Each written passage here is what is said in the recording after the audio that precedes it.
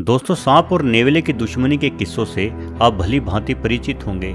आपने इन दोनों ही जीवों के बीच हुई लड़ाइयों के अनेकों वीडियो भी देखे होंगे। लेकिन क्या आप जानते हैं कि सांप और नेवले के बीच हुई जंग में भला नेवले की जीत और सांप की हार क्यों हो जाती है? हमें पता है कि सांप एक जहरीला जानवर है। अपने जहर के दम पर सांप हाथी जैसे भारी भरकम जानवर को भी मार सकता है। तो भला सांप नेवले के सामने हार क्यों मान लेता है? आखिर नेवले के पास वो कौन सी खूबियां हैं जिनके सामने बिना घुटनों वाला जीव सांप घुटने टेक देता है? और क्या सांप हर बार नेवले से हार जाता है? और क्या नेवले के अलावा कोई अन्य दूसरा जीव भी ऐसा है जिस जीव पर सांप का जहर बेअसर हो? चलिए जानते हैं। दोस्तों, सांप और नेवले की लड़ाई में एक बात तो पक्की है कि सांप सिर्फ अपनी जान बचाने के लिए मजबूरन नेवले पर हमला करता है, वहीं नेवला सांप को मारने और खाने के लिए सांप पर हमला करता है। यानी इतना तो तय है कि इन दोनों जीवों की लड़ाई में लड़ाई होने से पूर्व ही विजेता नेवला होता है। सांप को मार डालने में नेवले की सफलता का कारण उसकी 4 प्रमुख विशेषताएं हैं, जिसमें से एक है नेवले का अत्यधिक फुर्तीला होना। जो जीव जितना फुर्तीला होता है उसे सामने वाला जीव उतना ही सुस्त दिखाई पड़ता है। यदि हमें सांप का हमला इतना तेज दिखता है तो वही हमला एक नेवले को इतना सुस्त दिखाई देता है। अपनी अत्यधिक फुर्ती के कारण नेवला 100 में से 99 मौकों पर सांप के हमले से बच जाता है। लेकिन जब फुर्तीले नेवले द्वारा हमला किया जाता है तो सांप नहीं बच पाता। अपने नुकीले दांतों से नेवला सांप की खोपड़ी को तोड़ देता है, जिस वजह से सांप तुरंत मारा जाता है। नेवले की जीत की दूसरी प्रमुख वजह है इसके सख्त और तने हुए बाल। जब नेवले की भिड़ंत किसी सांप से होती है तो ये अपने बालों को उसी तरह से खड़े कर लेता है जैसे सर्दियों के मौसम में हम इंसानों के बाल ठंड लगने से खड़े हो जाते हैं। हमारे बाल खुद में यह परिवर्तन हमें सर्दी से बचाने के लिए करते हैं, जबकि नेवले के बाल उसे सांप के काटे जाने से बचाने के लिए सीधे तन जाते हैं। सांप के विषदंत ज़्यादा लंबे नहीं होते, इसलिए जब सांप नेवले को काटने की कोशिश करता है तो अधिकतर मौकों पर सांप के दांत नेवले के सख्त बालों में ही जहर उगलकर वापिस हो लेते हैं। ये दांत नेवले की त्वचा तक पहुंच ही नहीं पाते। दोस्तों, यदि सांप नेवले को काटने में कामयाब भी हो जाता है तो नेवले की अन्य खूबियां उसकी जान बचा लेती है। एक नेवले की त्वचा के ठीक नीचे चर्बी की एक मोटी परत होती है। सांप अपना विष नेवले की चर्बी की इसी परत में छोड़ पाता है। हम जानते हैं कि चर्बी में छोड़ा गया कोई भी बाहरी पदार्थ बेहद धीमी गति से शरीर में अवशोषित होता है।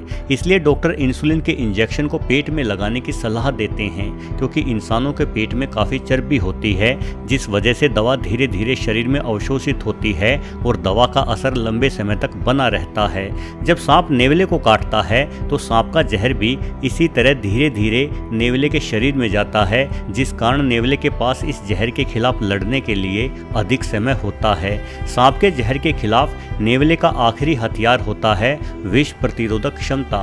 किसी नेवले के शरीर में विशेष एसिटोलोक्लिन रिसेप्टर्स होते हैं जो सांप के जहर की धीरे धीरे घुलती मात्रा को आसानी से सहन कर लेते हैं। नेवले की विष प्रतिरोधक क्षमता सांप के जहर को बेअसर कर देती है, इसलिए अधिकतर मौकों पर सांप के काटे जाने के बावजूद भी नेवला मरता नहीं, बल्कि सिर्फ कुछ समय के लिए बेहोश ही होता है। दोस्तों, कुछ लोगों का मानना है कि नेवला सांप से भी अधिक जहरीला होता है, तभी तो नेवला सांप को मार डालता है, किंतु ये धारणा बिल्कुल गलत है। वास्तव में नेवला जहरीला जीव नहीं होता है, किंतु यदि नेवला किसी इंसान को काट ले तो रेबीज की बीमारी हो सकती है। ये वही बीमारी है जो कुत्तों के काटने से होती है। इसलिए यदि कभी किसी को नेवला काट लेता है तो टेटनस के इंजेक्शन के साथ साथ रेबीज के इंजेक्शन भी मरीज को जरूर लगवाएं। हालांकि नेवलों से रेबीज होना बेहद ही दुर्लभ बात है, किंतु फिर भी सावधानी के लिए रेबीज टीकाकरण अवश्य करवा लें। खैर दोस्तों, हम नेवले की अद्भुत खूबियों के बारे में जान चुके हैं, लेकिन क्या सांप और नेवले की लड़ाई में हर बार जीत नेवले की होती है? बिल्कुल नहीं। नेवला आमतौर पर अधिक बड़े सांपों पर हमला नहीं करता। एक बड़ा कोबरा नेवले के लिए कठिन चुनौती पेश कर सकता है, क्योंकि बड़े सांपों के पास अधिक ताकत होती है। कई बिना जहर वाले जैसे अजगर जैसे सांप नेवले को अपनी ताकत के बल पर आसानी से मार सकते हैं। यहाँ मैं आपको एक और महत्वपूर्ण बात बताना चाहूँगा। नेवले के अंदर जो एसिटोलोक्लिन रिसेप्टर्स होते हैं वो सिर्फ न्यूरोटॉक्सिक जहर वाले सांपों से ही नेवले को बचा पाते हैं। न्यूरोटॉक्सिक जहर वाले सांपों में कोबरा और क्रेट प्रमुख हैं। वहीं हीमोटॉक्सिक विष वाले सांप जैसे रसेल वाइपर या पिट वाइपर के जहर से नेवला नहीं लड़ पाता। यानी अगर ऐसे जैसे सांप नेवले को डस ले तो नेवले पर भी वैसा ही असर होगा जैसा अन्य प्राणियों पर होता है। वैसे आमतौर पर नेवला वाइपर सांपों के दांतों से बचता हुआ उन्हें भी मार डालता है, किंतु यदि मरने से पहले किसी वाइपर ने नेवले को काट लिया हो तो थोड़े समय बाद ही नेवले की मृत्यु हो जाती है। दोस्तों, ये तो हुई नेवले की बात। बेशक सांप एक डरावना जानवर है, किंतु नेवले के आगे सांप ज्यादातर मौकों पर बेबसी दिखाई पड़ता है।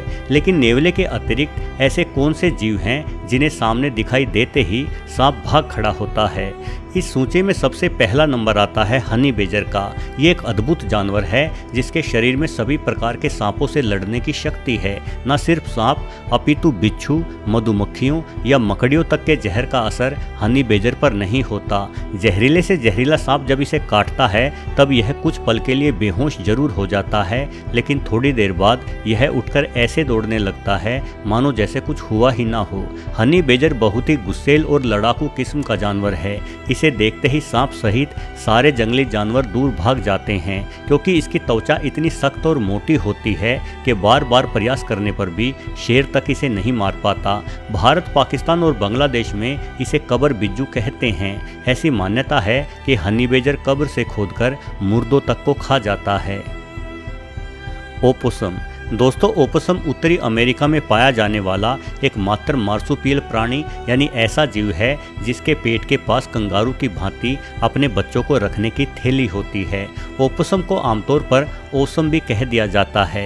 ये एक निशाचर सर्वाहारी जीव है जो सांपों को खाना बेहद पसंद करता है। यदि सांप इसे काट ले तो ये सांप के जहर को नष्ट करने के लिए एक अनोखा तरीका अपनाता है। ओपोसम अपनी हृदय गति और श्वास गति को बेहद धीमा कर लेता है। आमतौर पर इसका दिल प्रति मिनट 200 से 250 बार धड़कता है, किंतु यदि कोई सांप इसे काट ले तो ओपोसम अपने हृदय को प्रति मिनट 5 से 8 बार ही धड़काता है, ताकि सांप का जहर इसके शरीर में इतनी धीमी गति से फैले कि इसके अंदरूनी अंग उस जहर से प्रभावित ना हो। इस दौरान यह बिना हिले डुले एक जगह पर ऐसे पड़ा रहता है मानो मर गया हो, किंतु इसे अपने आसपास की गतिविधियों के बारे में सारी जानकारी होती है। ऐसी दशा में ओपोसम आधे घंटे से लेकर 7-8 घंटों तक यूं ही पड़ा रह सकता है।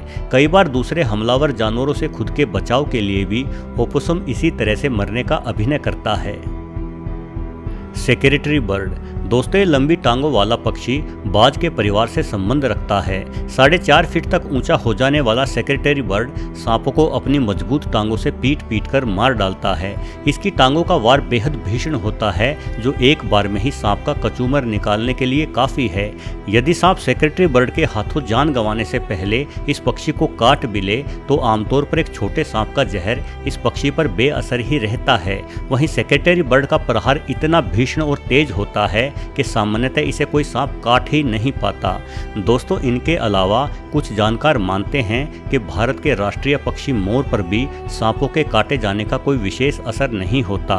वहीं ये भी देखा गया है कि सूअर भी कुछ हद तक सांपों के जहर से खुद की रक्षा कर लेते हैं। हालांकि मोर या सूअर सांप के जहर को झेलने के प्रति कितने सक्षम है, इस बारे में अभी काफ़ी शोधों की आवश्यकता है। वीडियो देखने के लिए आपका बहुत बहुत धन्यवाद।